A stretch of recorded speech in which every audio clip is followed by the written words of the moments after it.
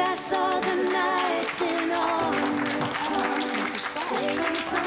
Now, we are thrilled to have our colleague and friend, Kerri Kennerley, back on the panel this morning. You don't mind if I call you Kat, do you? Everybody calls me Kat. Yes. You know, K-A-K on all the rundowns, I've always been Kat, so I've never had a problem. You're always Kako to me. How are you?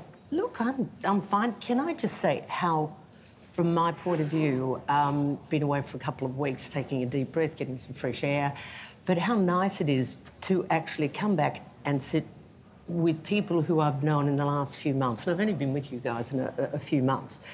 But the sense of generosity of spirit, of genuineness, and having been in the industry for about 50 years, you don't always find that. So no, you don't. I'm very, very grateful.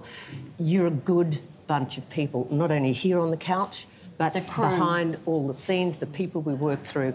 There is a genuineness which I hugely value. So I'm so grateful to be there. We're grateful for you. We're all behind you, Kerri Ann, and we've been thinking so much about you and what you've been going through over the past few weeks.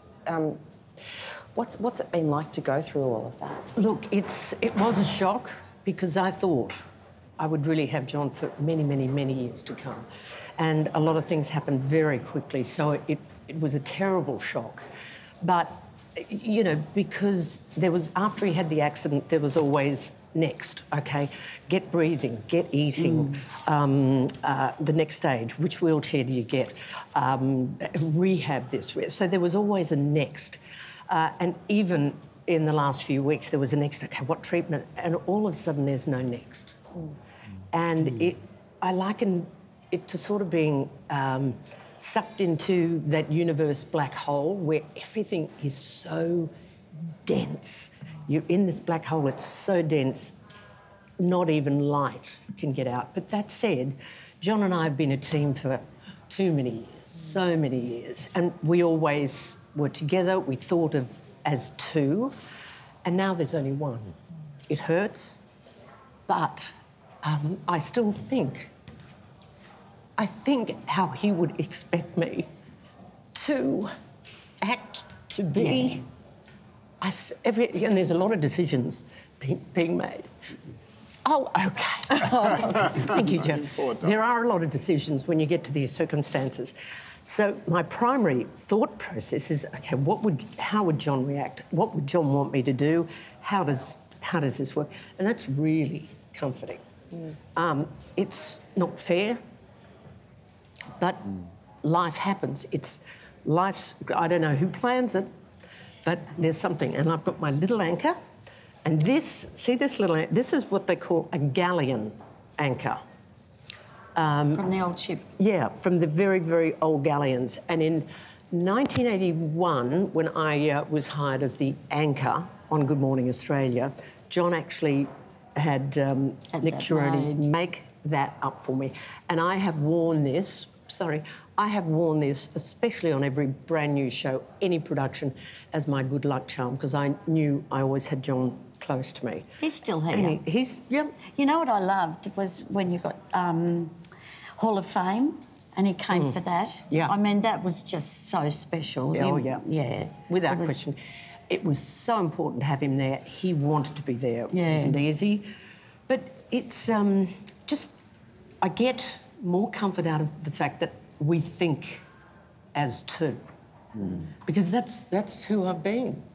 It's such a love story. It is, isn't it? It's wonderful to have had that, to have shared that part, so many years of your life, and this wonderful life that show business has given you. To share that with somebody is just absolutely fantastic. Because I'm very envious. Well, he had nothing to do with the business, but he taught me so much. He was such a highly intelligent person, and you grow as human beings. You know, your marriage at the beginning is not the marriage 35 years later. You are different people.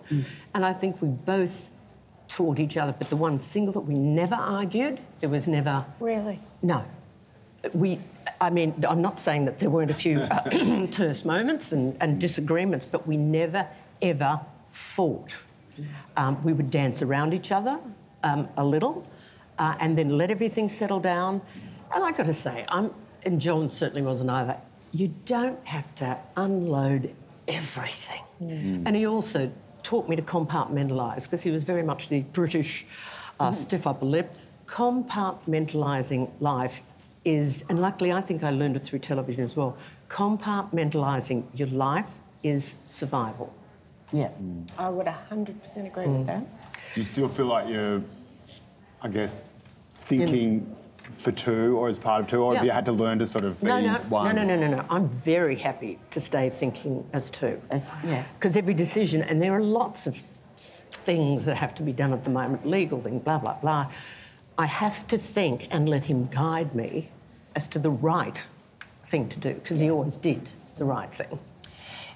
People see you on the telly and you are always so immaculately put together, thoroughly researched, so wonderful at what you do. And I've had the great pleasure of sitting next to you only for a few months, but I've seen you be just on the telly, but in the ad breaks, fielding phone calls with carers at home, organising doctors' trips and making sure everything's okay. You had so much on your shoulders. You were just carrying the world on your shoulders.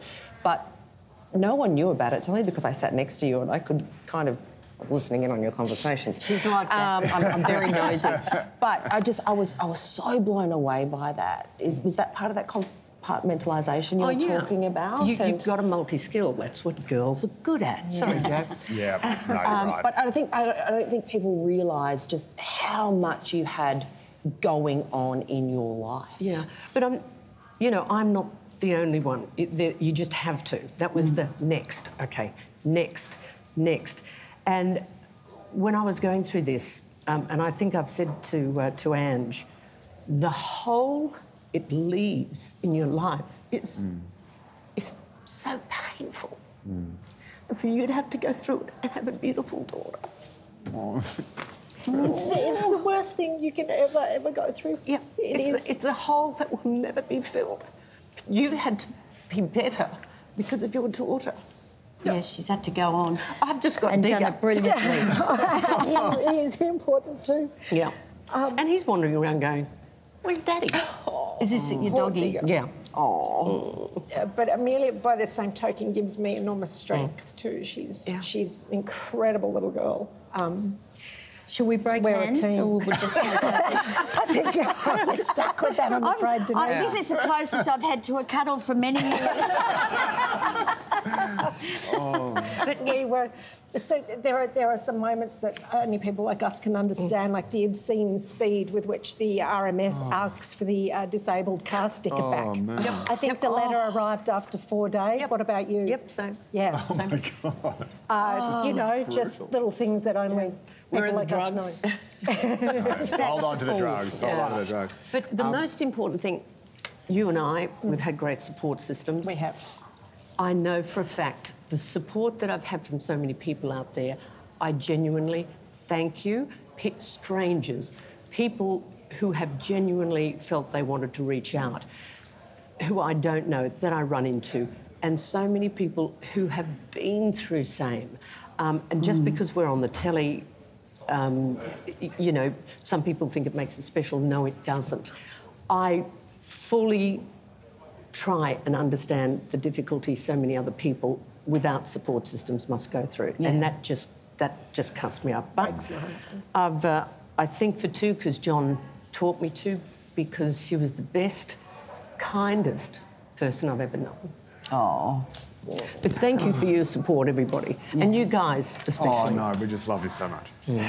We're just so thrilled to have you back, and we're so are all here. the viewers. They are stoked. Let's read out some. Read out some nice messages to take those tears away.